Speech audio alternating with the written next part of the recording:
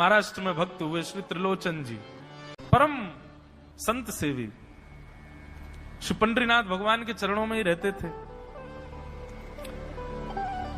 पति पत्नी दोनों निवास करते थे, उनके कोई संतान नहीं थी, इसलिए उन्होंने जीवन भर क्या नियम अपनाया कि जो भी धन आदि उनके पास था, जो भी वैभव था, उन्होंने वो पंढरपुर आने वाले वैष्णवों की सेवा में खर्च करने का उसका मन बनाया कि यहाँ इतने दर्शनार्थी आते हैं, सबका भोजन प्रसादी सामग्री हमारे घर में बना करेगी।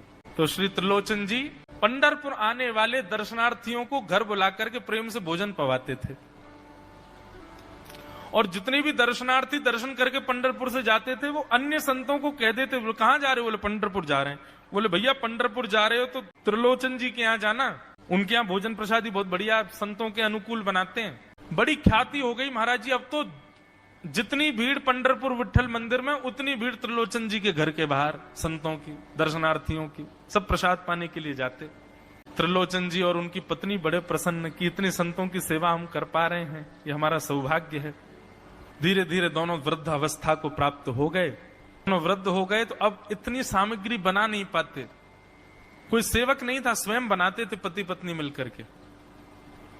अब तो ऐसा हो जाता, कभी कभी दाल लग जाती, जल जाती, रोटियां सेकते तो रोटियां जल जाती।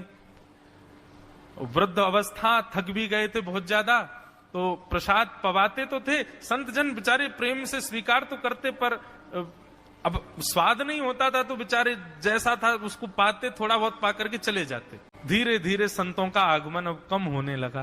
त्रिलोचन जी इस बात से बड़े परेशान हो गए, बोले भैया संत हमारे घर से आना बंद हो गए, हम क्या करें? तो श्री त्रिलोचन जी महाराज ने बाहर एक बड़ा सा कुछ होर्डिंग जैसा लगा दिया, उस पर लिख दिया कि अंदर कोई संत सेवा आदि के लिए एक सेवक की आवश्यकता है, अगर किसी के अंदर सेवा भाव हो तो वो आकर के भीतर संपर्क करे। अब ये बोर्ड पढ़ लिया हमारे श्री पंडरीनाथ भगवान ने, और श्री विठल भगवान एक छोटे से बालक का रूप धारण करके त्रिलोचन जी के यहाँ पहुंच गए। त्रिलोचन जी के यहाँ पहुंचे, त्रिलोचन जी बैठे थे। बोले साहब जी, आपने बाहर लिख रखा है संत सेवा के लिए यदि कोई इच्छुक हो तो भीतर आके संपर्क करे, मुझे सेवा करनी है। त्रिलोचन जी और उनकी पत्नी देखे, बोले कितना छोटा सा बालक है, कितना प्यारा है, ये तुम्हारे माता पिता नहीं है?